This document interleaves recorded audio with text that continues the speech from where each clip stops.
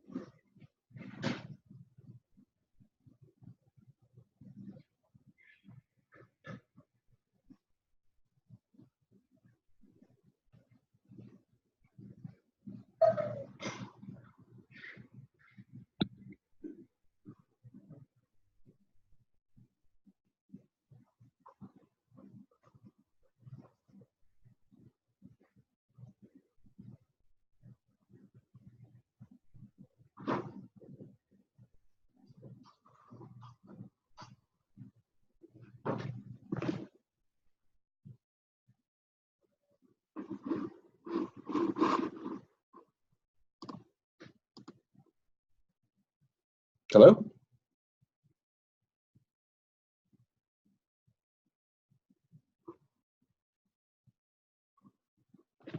Hey, Alan, can you hear me okay? And also, if you can turn on your video, that'd be great. Sorry for the delay.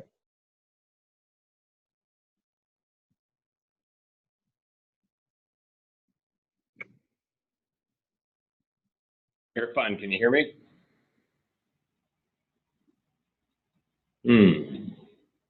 Can you hear me?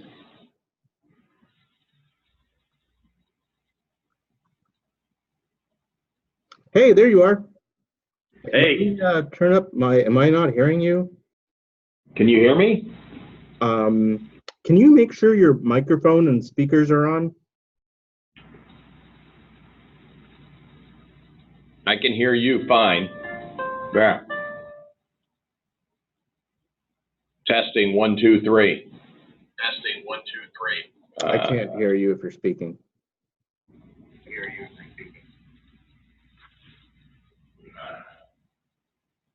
Can you hear me now? Can you hear me now? Nothing. Can you hear me now? Can you hear me now? Can you hear me now? Can you hear me now?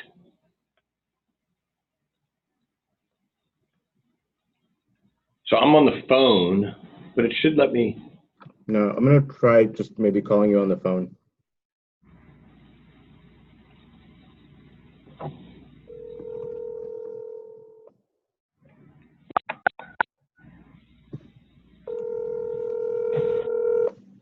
You hear me now?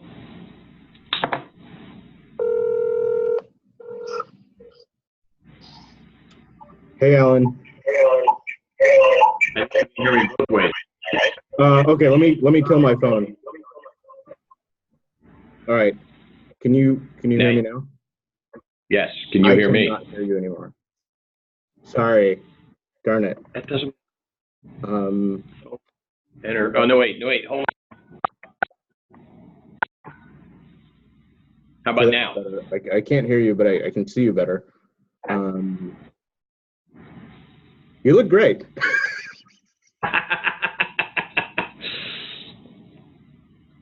I dialed. Don't know what to do on my side to change anything in terms of being able to hear you. I know I did a couple of these this week and it was fine. I mean, I could hear back and forth. Are you sure your speakers are on? I'm dialing in. I'm not. Yeah.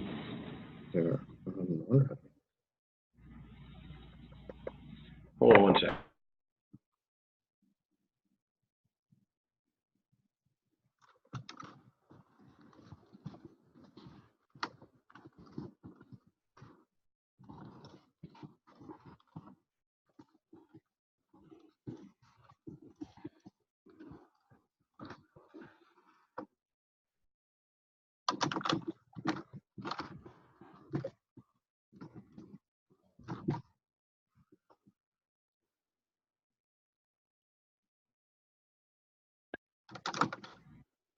Can you hear me now? You still can't hear me. Doesn't make my cat in the window.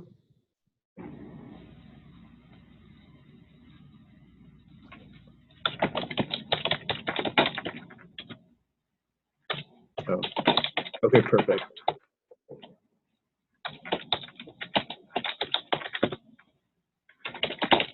Oh, maybe I should call on the Zoom phone bridge then. Yeah, but you should work either way.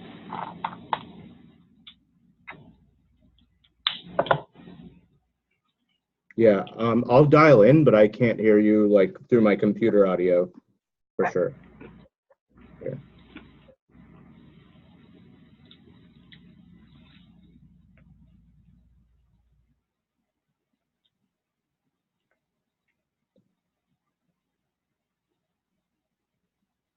Welcome to Zoom. Enter your meeting ID followed by pound. Enter your meeting ID followed by pound. 1 to 3. All right, there we go. Enter your participant's ID followed by pound. Otherwise, just press pound to continue. You are in the meeting now. There are 2 participants in the meeting. This meeting is being recorded.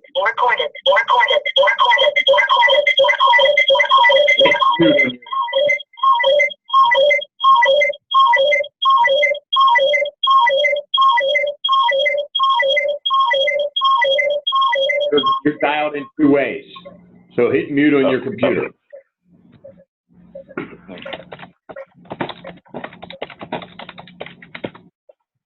All right. That should.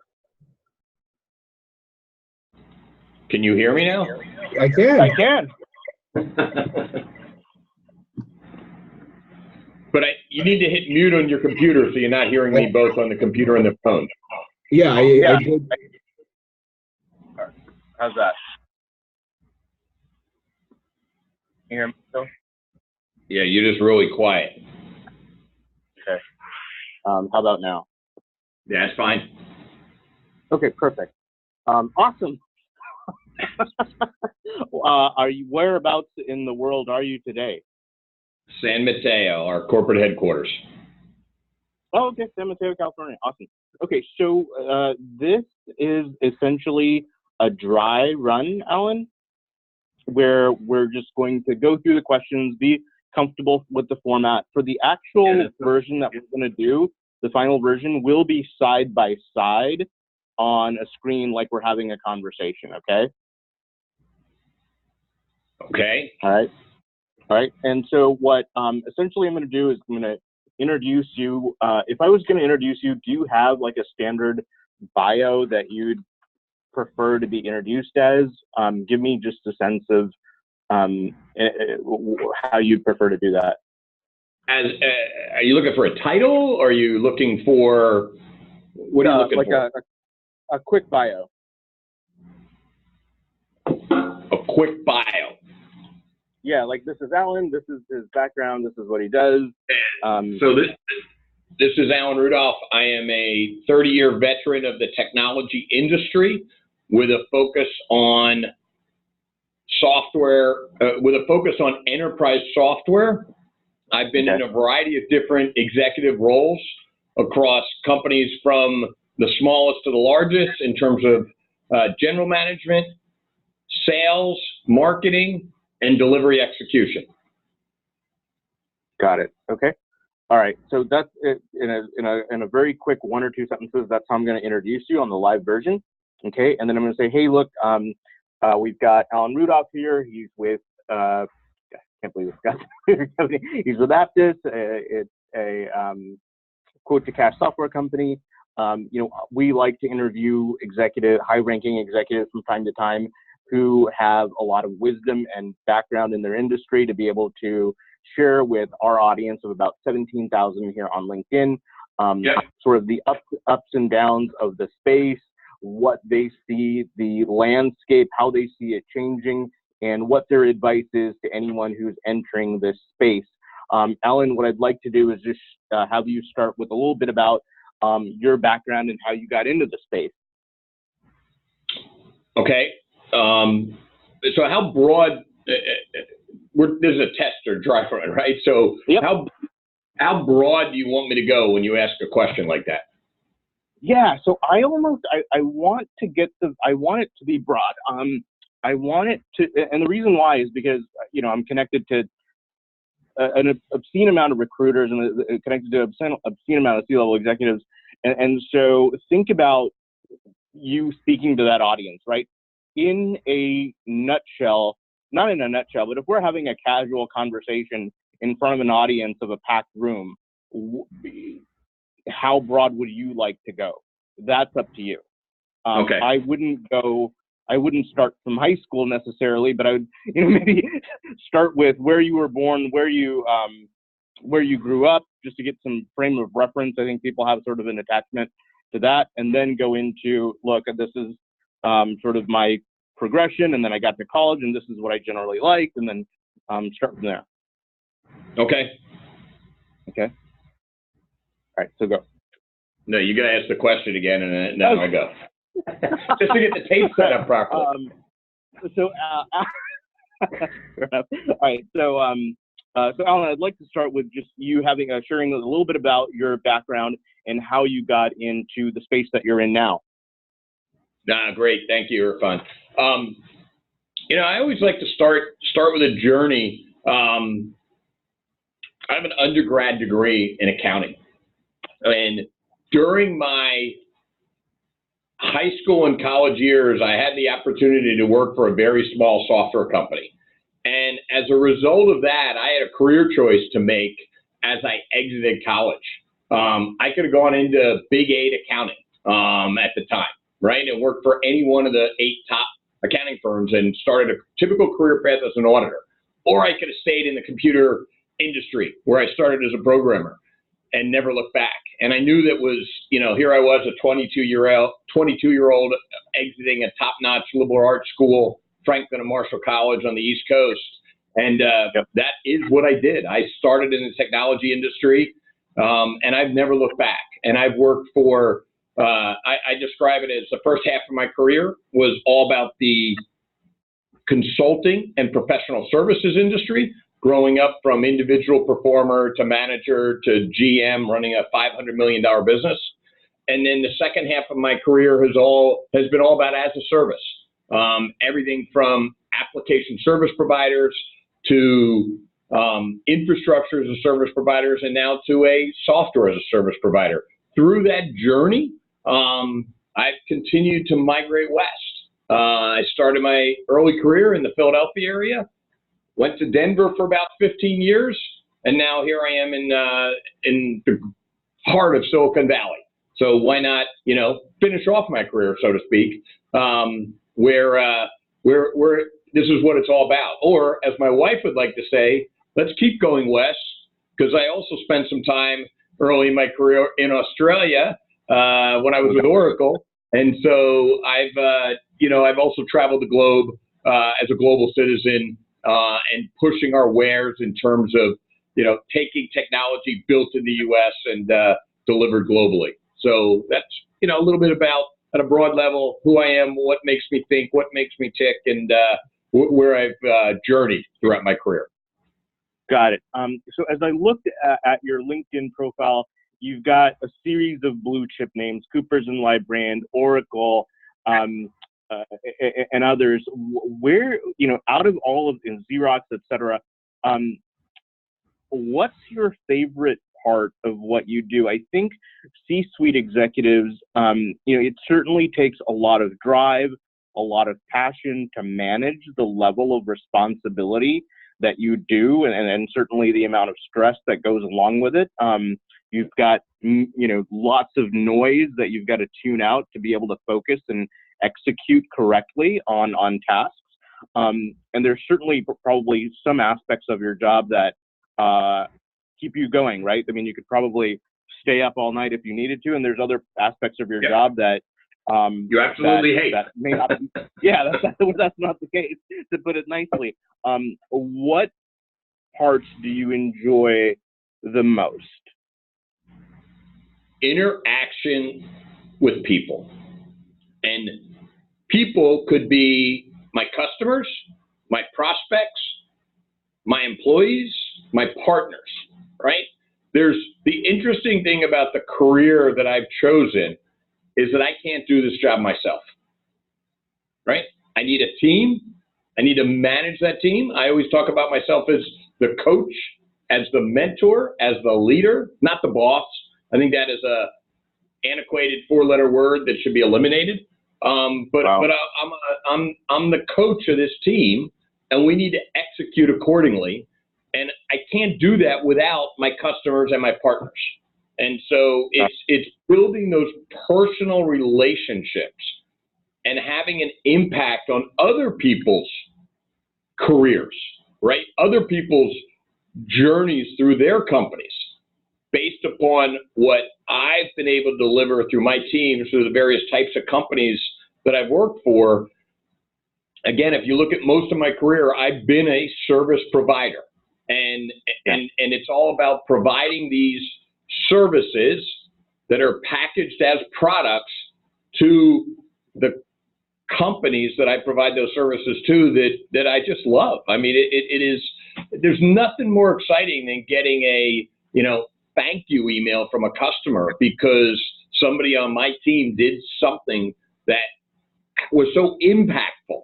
And most come unsolicited that are right. The type of impact we make. And I really use that word, specifically impact.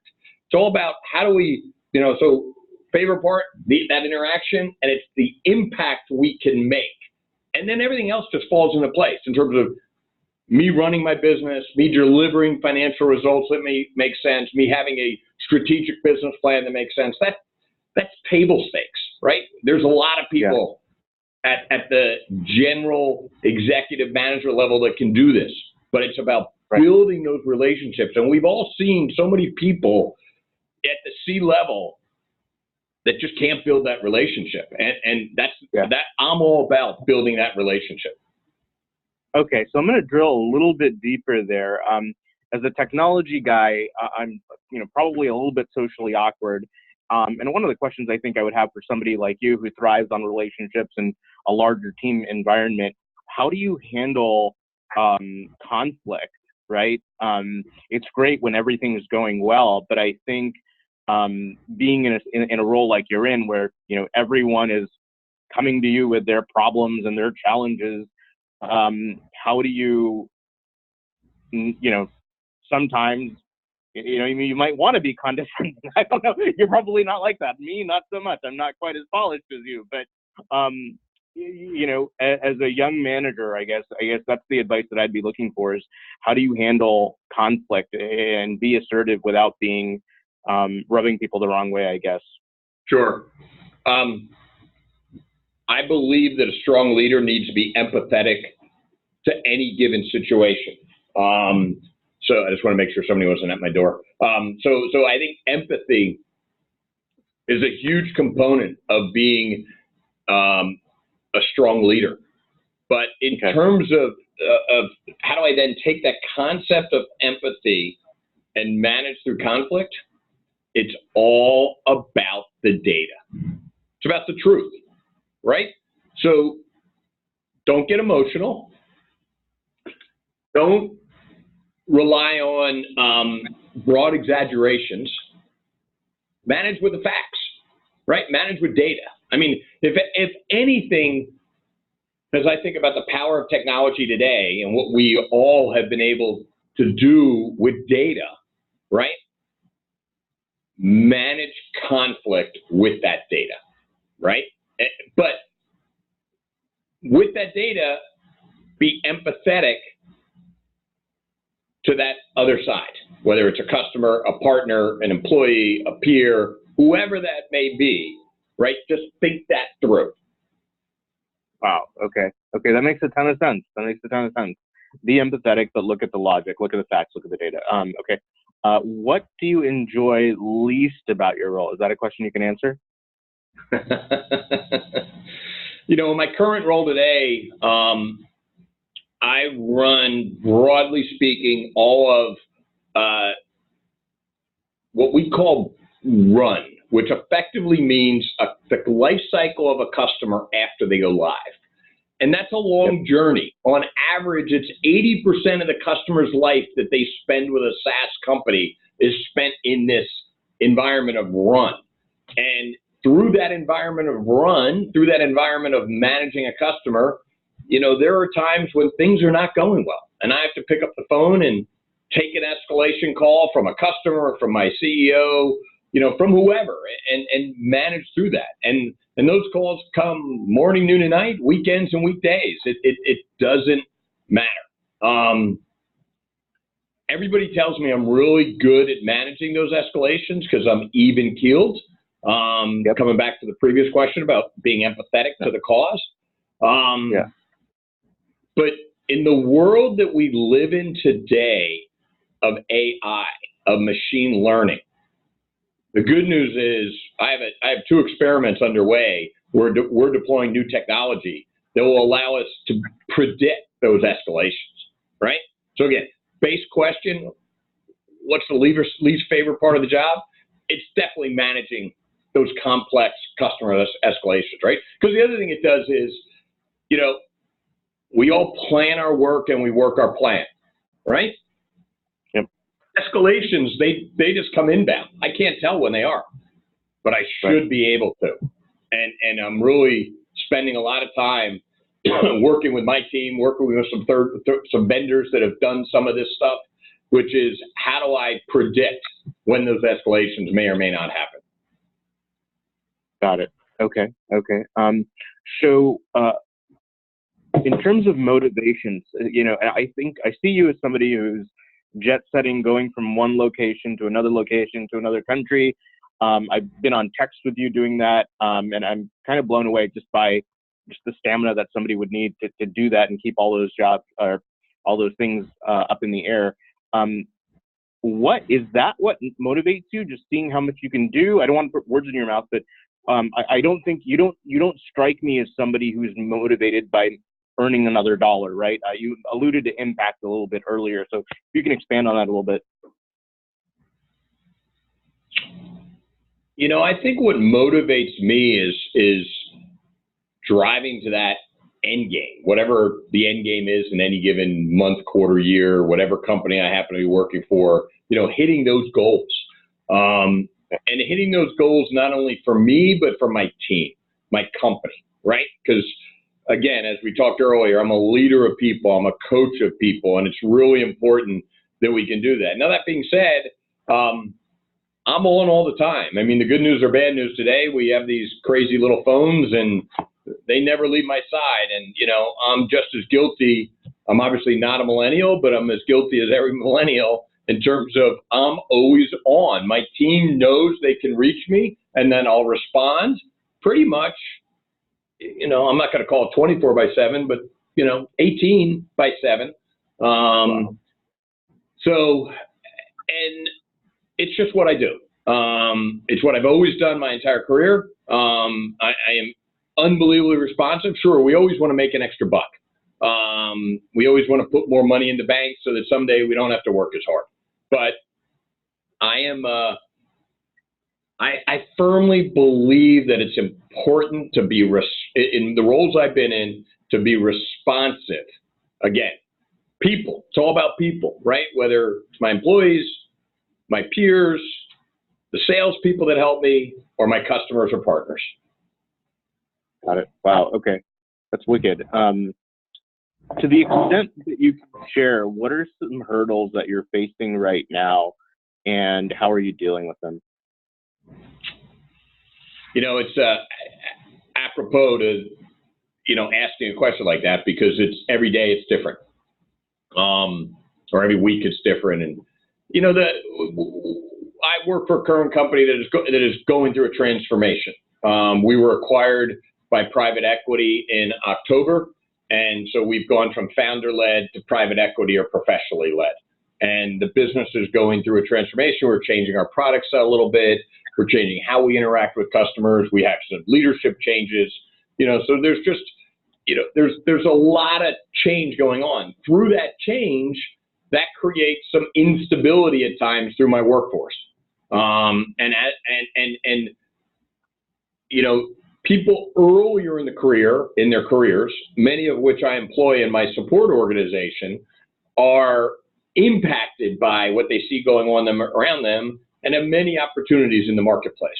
So, you know, I'm spending a lot of time right now balancing staff management, staff retention, right? Not attrition, retention, career pathing, job architecture, job families, process driven. Just how do I get this team, you know, I'll use a sports analogy of basketball, making sure those 5 players on the court, they all know what the play is and how we're going to execute that play. And so I'm doing just that in terms of managing the retention of my team and making sure we have those plays laid out properly so that we don't, because quite frankly, we have lost some staff, right? I've had some attrition.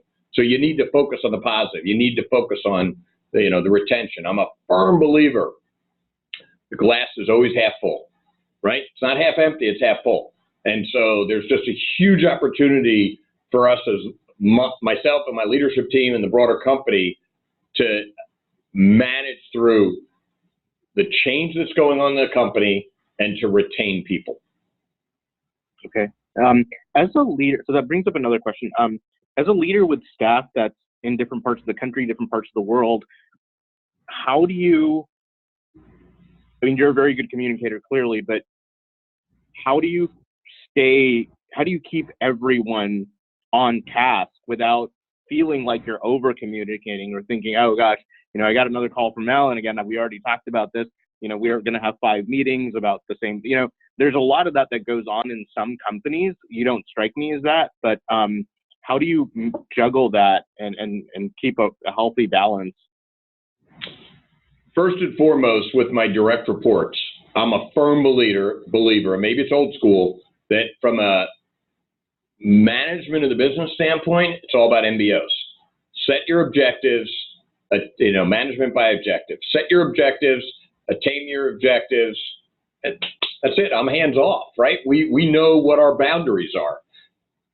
Now, obviously, if you're going to be off the rails, so to speak, right? If you're not going to hit the objective, if you told me you're going to deliver such and such a report by a given date, or you're going to deliver such and such a number, I better know early and often, right? If you're not, and what the course correct is, right? So, and obviously, the more off the course you are, or the less confidence I have that you can course correct, the further into your business I'm going to get. So that's the way I manage at the leadership level, and I push my teams to operate the same way. But that being said, from a, call it a broader team, because today I probably have about 150 people working for me, spread around the globe. I've already had 1,000, previous points in my career, I've had over 1,000 people working for me. So it is important on an ongoing basis to have, team calls, all hands calls, for me to get out in the field and visit people. As you said, I'm readily available. I just got it back from a trip. I have a fairly large team in India. And one of the things I did while I was with the team in India is I do, multi-skip level meetings where I get to spend time with the employees without the management chain. And some of that's very small groups, maybe take 3 or 4 people to lunch or dinner or a coffee. And some of that's bigger groups, maybe 20 people in a room where we do Q&A. So just a huge opportunity to interact with the troops up and down the ranks, but also balance that, right? It's important that overall as a company, the companies, that leaders need to be transparent, but we also have a job to do, right? And so I'm constantly balancing, how much time do I keep people on all hands calls versus how much time do I, give them to do their job. Okay. Now, when working in when you've got direct reports in other countries, cultures are different, communication's different, nuances is different. How much transparency should be required is different. Was that hard for you at all, or is that something that you just took naturally to? Explain that process, and is that something that you want to continue in your career? The answer to the latter question is yes, because I'm good at it. You know, I think your point is spot on about culture and about nuances of managing people. And we all have our idiosyncrasies, so to speak, in terms of maybe phrases we use or sort of slang in our speech. And so what I do when I have new people, new leaders working for me in different cultures, or just it could be somebody right here in my same office but comes from a different background as I do. We need to learn how to work together. We need to know what you know and what I know, and what is what is the best methodology to communicate, right? Some people are, you know, want everything 100% written, everything documented. Other people are more comfortable with less. So it's definitely a balancing act, and I think I'm pretty good in a short period of time of learning how to interact with somebody and then practicing that on an ongoing basis. And the other thing that it's really important through that process is this 360 feedback, right? Making sure that my team is comfortable giving me that feedback, what's working and what's not. How do we want to change what we're doing tomorrow? If we ever stagnate, if we ever stop improving, we're dead, right? It doesn't work anymore. It's no fun. We preach change. When you're working for a technology company, it's all about the change that we deliver to our customers, right? So right. If we ever get stagnant, we're dead. We're dead. We're out of business. Okay. Got it. All right. What's a typical day like in your position? From the moment you wake up and the moment you clock out? Sure. I start my day, I hate to say it, the first thing I do is sort of roll over in bed, and I typically wake up pretty early, 5:30. Because I manage global teams, what happened overnight, right? Check email, text, Skype, Microsoft Teams, Slack, whatever the technology is that I'm using, right? So sort of get my head wrapped around what happened overnight. The next thing I do is look at my calendar. You know, what's my day going to be like? And I always do that in the morning and at night, right? I go to sleep thinking about my next day. I start my day reconfirming what I'm thinking about. Then my typical day, there is no such thing as typical, because it's all about whether it's meetings, in-person meetings, video meetings, you know, and the like. My day is there is no one day that is equivalent to the next. They're fast-paced, they're action-oriented, they're no rest for the weary, no opportunity for that. Okay. You know, I typically end my day, or as the day ends, with some exercise. I'm not a morning exercise person, never have been.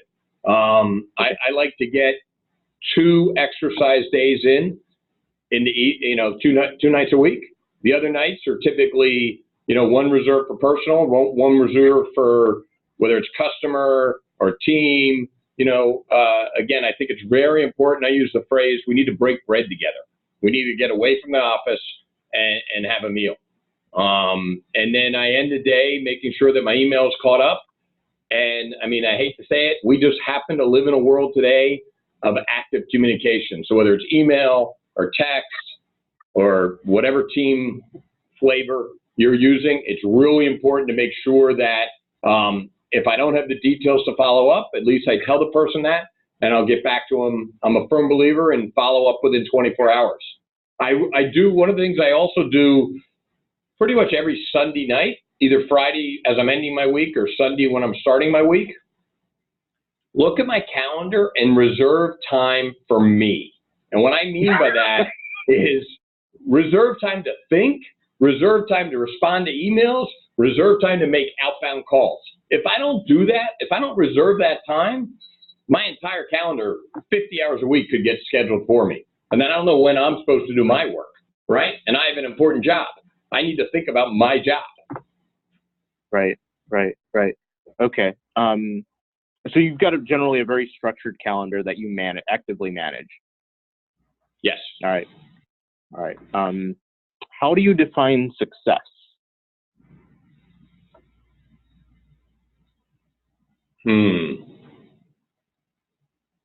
I would define success, or I do define success, and we sort of talk through many of these concepts as I've been answering your different questions.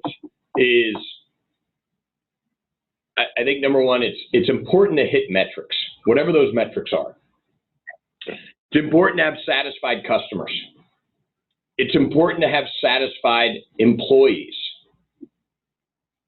I've talked in my career at various points with my various teams, coming back to those 3 points about a triangle and making sure that all points of that triangle, that it's a well-formed triangle, being customers, employees, metrics, and making sure we are attaining success in all 3 categories. And when I mean attaining success, whatever our objectives are, right? Are we in a growth company, a shrinking company? How do you define customer success? Whatever those metrics are, making sure we're focused on those 3: customers, prospects, the marketplace, our employees, whatever the flavor of employee is, and then the metrics associated with managing and running the business. And inherently in the metrics are our shareholders, right? Because it's the return. Somebody owns the company, and those shareholders need to get a return on their investment. Got it. Okay.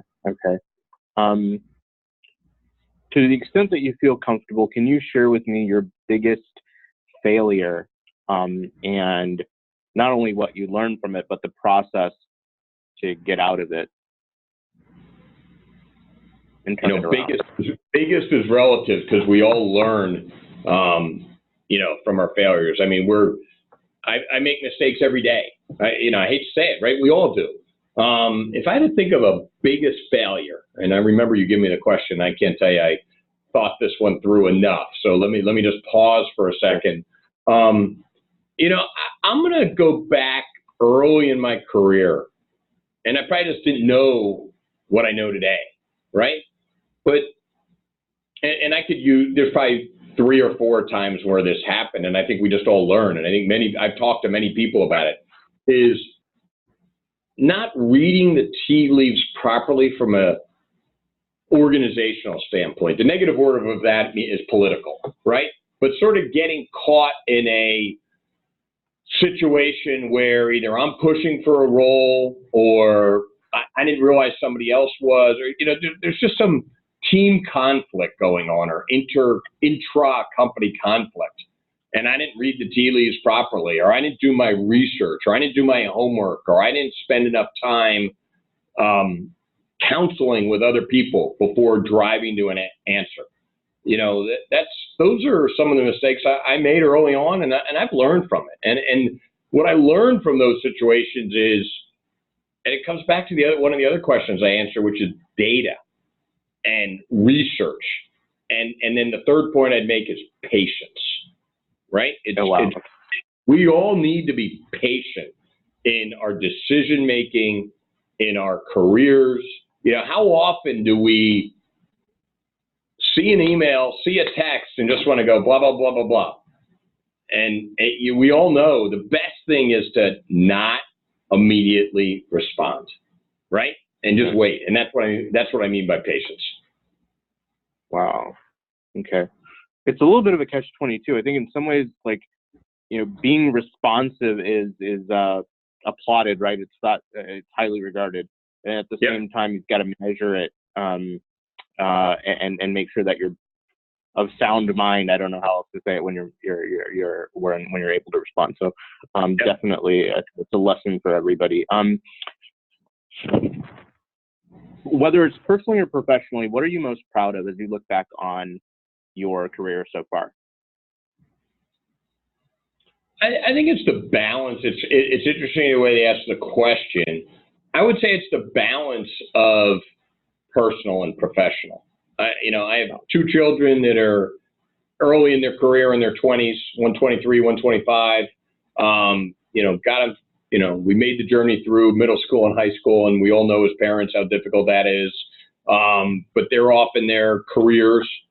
My wife and I hate to say it, we're just shy of 34 years together, 34 years of marriage. Oh, congrats. Okay. Thank you. So, so that's through all my career progression, I've been able to manage the personal and the family. So that's the family side of what I'm proud of, or the personal side. On the professional side, I think it's just simply about career progression and responsibility. I mean, we could all pick, little nuances. I hit a good number here. I closed a big deal there. We were successful with a customer. But I would sum that up into just increasing levels of authority and responsibility and leading large, complex teams. Wow. Okay. No, that's awesome.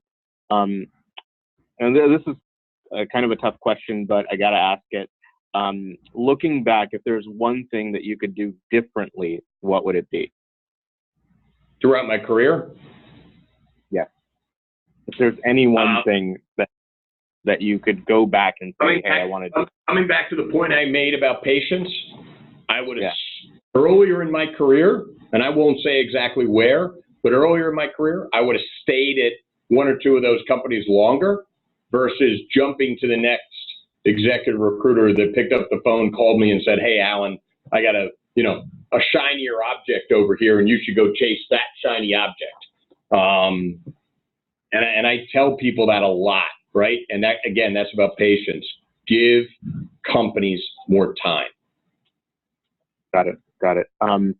What's on your reading list?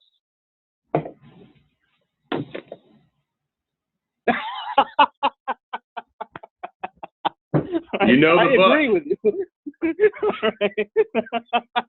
Very cool. Okay. Tell me just a little bit about it. You said that. I mean, this is an awesome book. I mean, I pick up. Okay. I'll read a chapter here and there. I mean, I love reading. I keep current with news because I think that's topical. I read, not every day, but many days, a lot of the Wall Street Journal. I love when I get some downtime to pick up a suspense thriller here or there. But, in terms of recent educational books that I've picked up, I think this one, You Are a Badass by Jen Sincero, is just, it just puts things in perspective, gives you the confidence in everything we've talked about today, Irfan, of having the confidence to run my life, to manage personal and professional, to make hard decisions. That's why I'm in the role I'm in, because I'm not scared to make a decision, and I'm not scared to reverse that decision or change it in 30 days once I have the data that proves I need to do so. Okay. So for being where you are in your career, you're relatively young. Who were your role models, or who are currently your mentors, and how did they come about, being your mentors? Did you reach out to them in a formal way, or what was that process like, and how has it helped?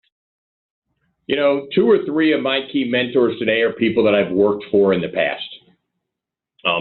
They were my coaches inside a company. And I think it's really important for us as leaders to have those mentors, to bounce ideas off of, to have discussions about. And I also have so those 3 that I think of.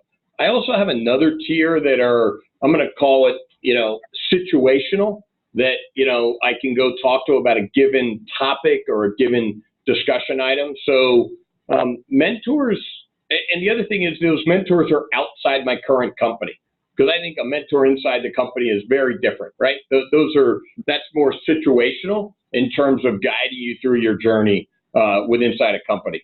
So, mentors are something that as an example, I have, my youngest just exited college, coming down to the first year of her journey inside a tech company. And I've been coaching her a lot about why you need a mentor how to go find a mentor and how to retain and maintain that mentor.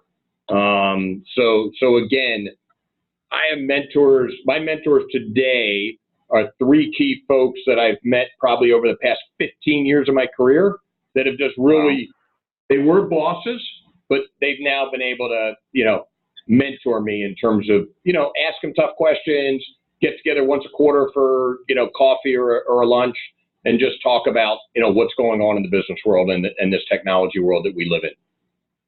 Wow. Very cool. What's the biggest risk that you've taken?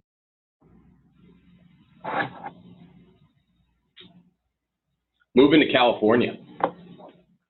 Really? How come? Because when I joined Aptus, I made the decision that to be successful at the executive level that I'm at, I needed to be at HQ. And that was absolutely the right move, right? The day of the totally virtual employee, I think, is dead. It's not at the executive levels. Sure.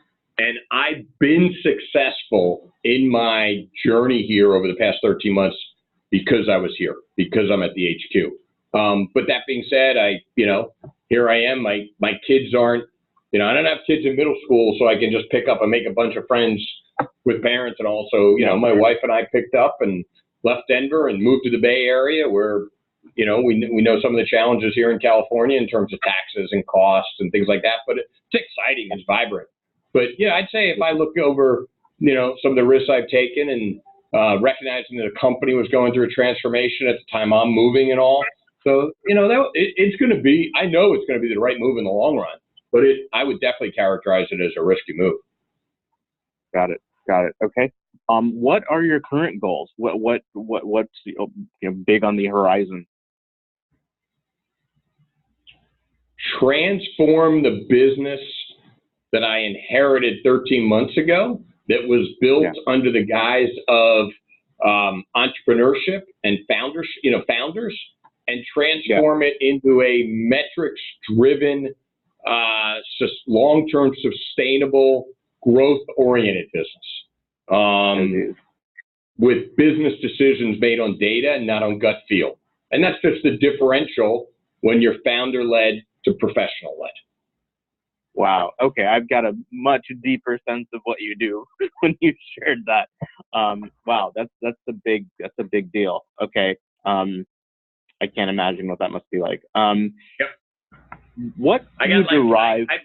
I probably have like 5 more minutes if we can make that happen, because then I do need to get onto another call. Okay, sure. All right. So what do you derive purpose from? What do I derive purpose from? Success. Wow. Okay. All right. Right. What legacy would? I think you can interpret that question in many different ways. And why did I say that? And why did I say it so quickly? Right? Because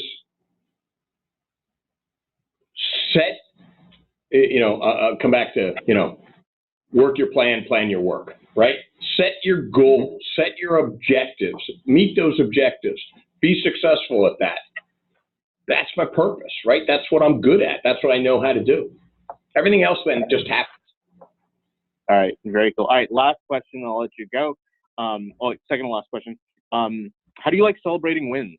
What do you do when you worked really hard, you reached the mountaintop for the company? What do you do to blow off steam, or what's your routine, or do you have a ritual? What does that look like? It's always great to celebrate with a team and go out and have a great meal, to do something fun, right? I think it's really important to have that fun word in what we do at work. And it doesn't always have to be a meal. It can be an activity. It could be a team building activity. It could be a sporting event. It could be at a concert, whatever the event is. But get out of work and go have some fun is really what's important. Okay, cool. And just to wrap it up, who are you looking to network with? If you're looking to network, if somebody wants to reach out to you, what's the best way to get a hold of you? And if somebody wants to follow in your footsteps, what do you recommend? So kind of 3 questions. Sorry about that. Now I gotta remember all me. Contact me, LinkedIn, right? I'm a huge fan of LinkedIn. I think it works. All my contact information's there, etc. Somebody wants to follow in my footsteps, call me, talk to me. Let's set up time to have that dialogue. I'll tell you why you should and why you shouldn't. Do what I'm doing. That was 2. What was the third one? What type of folks are you looking to interact with? Who are you looking to connect with? My peers at SaaS companies. I always think about it. There's a lot of software as a service companies. So executives in other SaaS companies that are, again, just not directly competitive, because I think that inherently challenges the conversation, and that's a small subset, right? That's, I don't know, real core competitors. That's 6 or 8 companies. So everybody else, the hundreds of other SaaS companies out there, I'd love to talk to other executives at various levels of executive management and talk about what they're doing, how are you doing it, why are you successful, where you're not successful, mistakes you've made, how are you managing the business, what data are you looking at, what are your metrics, what are your KPIs. Those are all great dialogues to have in terms of sharing of information and sharing of knowledge and growing in this space. Okay, perfect. All right, that pretty much wraps up all my questions. I will follow up with you via email, and then we can kind of review what we went through today and sort of and now you're telling me I got to do this whole thing again and remember 30% of what I said? Yeah, we're going to polish it up. We're going to make it better. All right, cool. I'll talk to you soon, yeah? Irfan, thank you. Glad the technology finally worked, and keep me posted. Talk soon. Thanks, bud. I'll talk to you later. Bye.